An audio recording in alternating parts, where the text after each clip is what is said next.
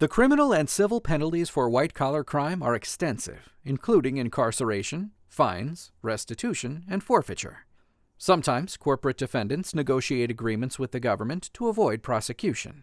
One such agreement is a non-prosecution agreement, typically entered into pre-indictment via a letter agreement between the company and the Department of Justice.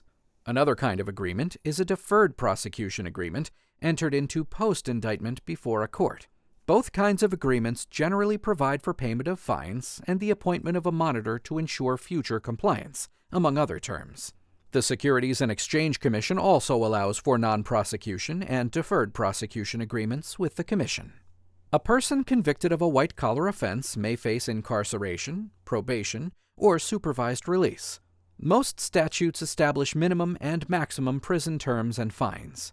Additionally, the federal sentencing guidelines assist courts in calculating the appropriate sentence or penalty. The Mandatory Victims Restitution Act requires federal courts to order restitution to victims of certain crimes.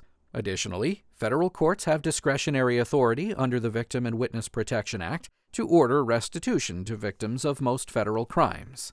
Courts also have discretion to order restitution pursuant to plea agreements. The prosecution must prove by a preponderance of evidence the amount of the loss for which restitution is sought, and that the defendant's criminal acts proximately caused the loss.